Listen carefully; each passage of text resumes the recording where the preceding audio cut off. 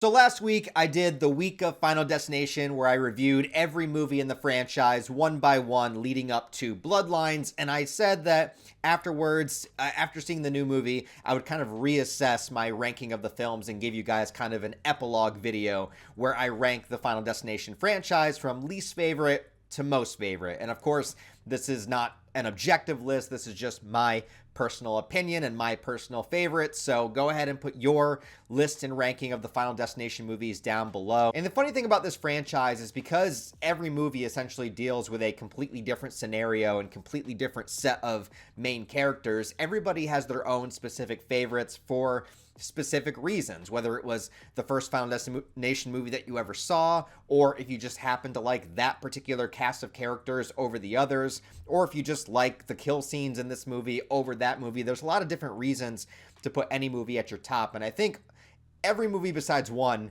I could pretty much understand being somebody's favorite. So this is just going to be my personal list, but we're going to start at the very bottom, ranking all 6 movies, and of course, the movie at the bottom is going to be Final Destination 4. I'm not going to call it The Final Destination. That's stupid. Put the numbering in the title. Why do they keep taking out the numbering? I don't understand when movies do this, but Final Destination 4, aka The Final Destination, is of course by far the weakest entry in the entire franchise, and I'm pretty sure almost anybody would agree with that. Actually, I would be fascinated to know who would put this movie either first or anywhere but last. Like, please tell me why you like this one. Final Destination 4 to me really feels like a parody of the Final Destination franchise, which is crazy because it's directed by the same guy that directed Final Destination 2, which I love. But this one just completely drops the ball, and I think there's several reasons for that. I think by the 4th movie, the idea is, of course, played out enough to where we just feel like we're rinse, washing, repeating. We don't really add any new elements to the lore. Pretty much every Final Destination movie, with the exception of the 4th one, adds some kind of new addition to how death works or how death can be stopped or postponed or adds something to the lore. And this movie doesn't add a goddamn thing. The only thing it does add is terrible looking 3D CGI effects. This was in that era. There was a specific wave every like 30 years. You know, this 3D craze of movies comes back. You had it in the 50s, you had it in the 80s, and you had it in the 2010s. And I just will, for the life of me, not understand. I've seen some 3D movies, and I've even gone to like an IMAX 3D, and it just doesn't really do anything for me, to be honest. And Final Destination 4 is filled with effects that are specifically designed for the 3D format. And now watching that many years later, not on a 3D TV with just the regular Blu-ray, it just makes everything look 10 times worse. It makes it look like a movie that came out 20 years earlier with terrible CGI effects. And the CGI is the thing that brings this down the most. Every kill scene is done with an absurd amount of CGI, with things flying at the screen, and none of it lands. The only kill scene that stands out in this movie to me is when the guy gets his asshole stuck at the bottom of the pool and it like rips out his guts. But even that isn't done in a way that it looks great. Might be a weird thing to say that I want to see guts coming out of somebody's asshole in a better way, but it could have been done in a better way. But there is one moment, one scene in this movie that makes me laugh my ass off.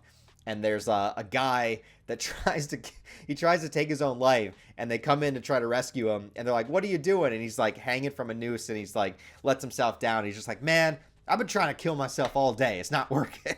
I don't know why, but that hits my sense of humor enough that like I'll give the movie 1 star.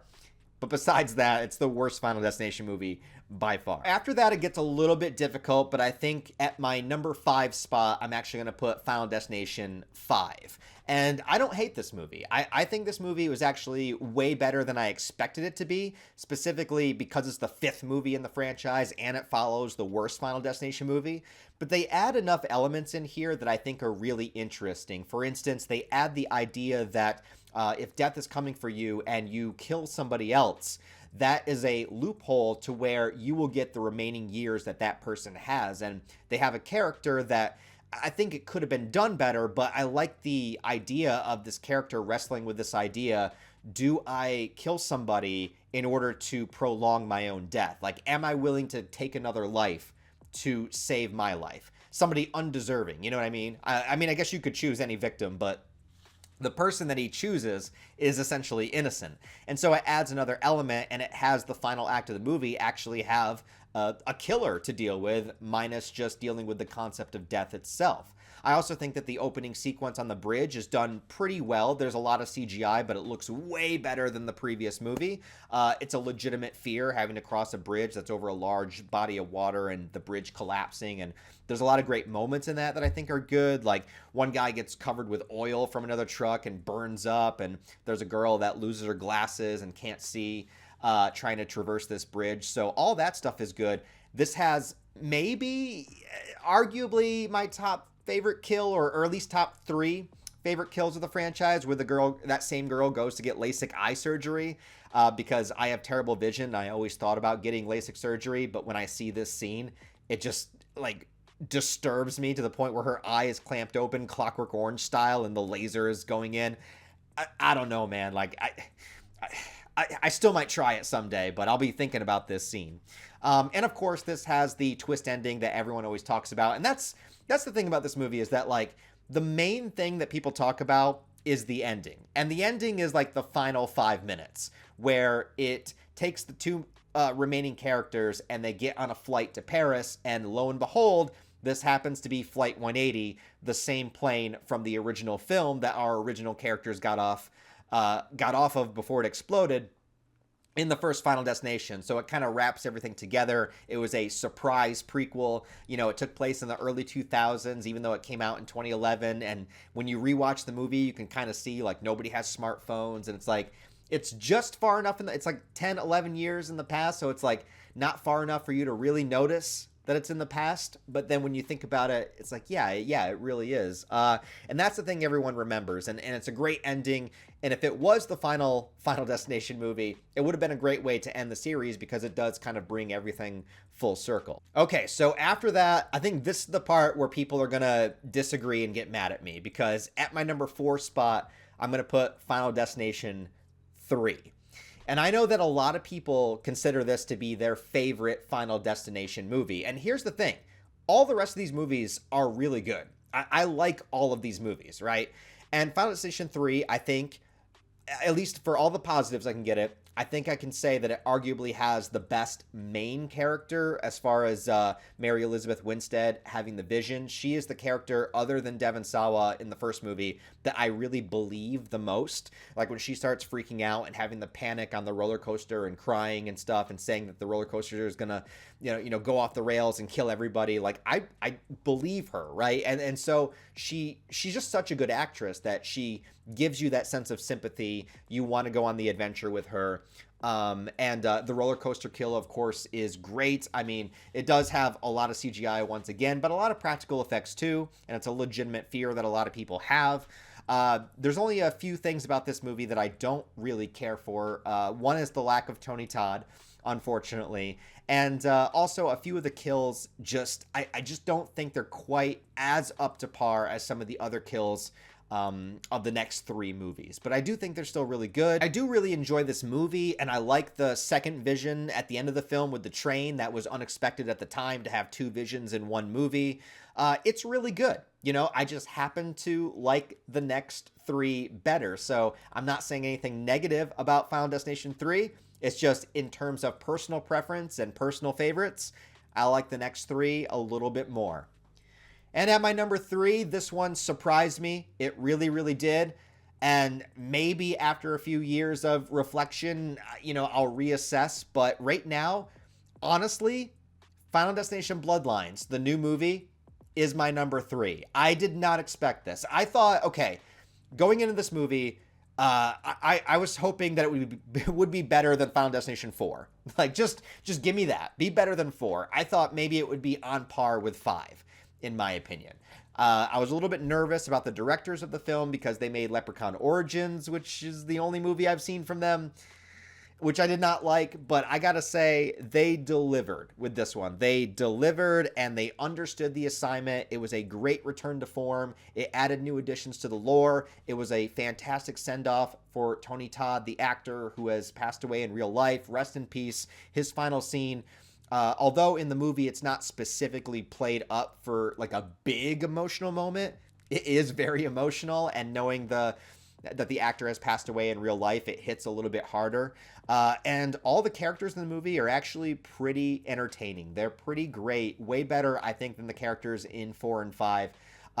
You're now dealing with the bloodline concept of a bunch of people that were saved in the beginning of the movie that were like hundreds and hundreds of people. So by the time death gets around to catching up to taking everybody out, a lot of people have managed to have families. And so they've had children or grandchildren. And now death has to come for all of those family members too, dealing with bloodlines. So it creates a brand new concept. It plays on your knowledge of Final Destination, where there's even characters that acknowledge like, yo, this thing, like, stay away from this because that could fall and hit this person, and then these kids can kick this ball, which would knock you into the garbage truck. You don't want to do it. It's like it explains all of these things that you as the viewer are already actively paying attention to. So in a way, it sort of has some of the smartest characters in the franchise, at least the main character, because she is aware of how all of this works because of her grandmother. And so she's trying to instill this on the other characters. And the MRI kill, holy crap. Again, arguably like top 3 for me. The MRI kill from this movie, the LASIK surgery from 5, and probably my number 1 is still from Final Destination 2, where the guy tries to get out of his burning apartment, falls, and then the fire escape slams into his face. I just love that whole scene. But yeah, so this one has one of my top favorite kills as well. But yeah, I was surprised. I did not expect to like this movie as much as I did. I do have some negatives. Like, again, CGI, is a little too much. And the final sequence, like the final, not the last scene, but the final kind of climactic moment of the movie was a little bit underwhelming. But other than that, I really enjoyed every aspect of this movie, and I felt like this was a Final Destination movie made for the Final Destination fans. And yeah, it's my number 3. And top 2. All right, number 2 is going to be the original Final Destination. I know it can seem a little underwhelming now that we've had many sequels that get a lot more elaborate in the kill scenes and the misdirections and even the lore itself. But sometimes the beauty is in the simplicity. I really love the early 2000s vibe of this movie. I love Devon Sawa as the main character. I think he does a fantastic job, as well as Ali Larter. I like their dynamic together.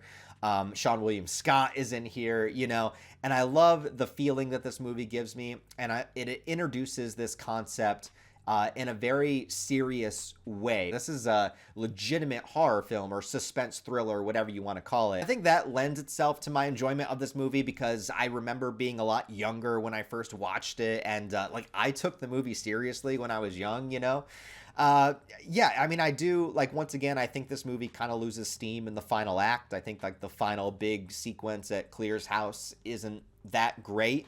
That's where it kind of loses me. But everything else about the movie is just so classic and so iconic to me. And it's just something that is like a comfort movie. This is one of those films, even though there's all this death and chaos, I could put this on and easily fall asleep to, just from the comforting atmosphere of early 2000s horror. I don't know what to say. But that leaves just one left, and this is what I personally consider to be the pinnacle of the franchise.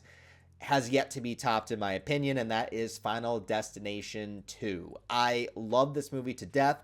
This is one of those rare instances where I truly, honestly believe that a sequel surpasses the original. I think it takes the general premise, idea, and setup of the first movie, expands on it, makes it more interesting. The overall cast of characters, I like how different they all are. In the first movie, it's all classmates, but in the second movie, it's just random people that don't know each other. You have a mother and child, you have the motorcycle driver, you have the main character Kimberly, you have the police officer, you have all of these different characters from different walks of life, the stoner character that kind of have to come together and deal with this threat.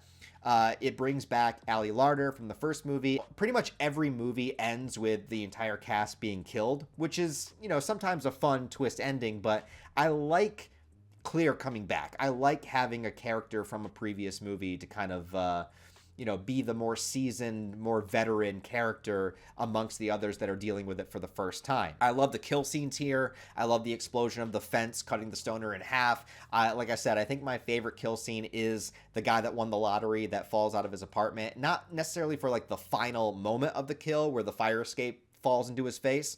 But just the entire setup, like the very beginning of the scene, how he throws the noodles outside of his window, and then all this other shit happens, you know, the magnet in the microwave and his hand getting stuck in the garbage disposal and the windows falling down and him trying to get out, and all of this shit happens, and then at the end of it, he slips on the goddamn noodles from the beginning of the scene that you completely forgot about, and that's the thing that kills him. I just love that kind of shit.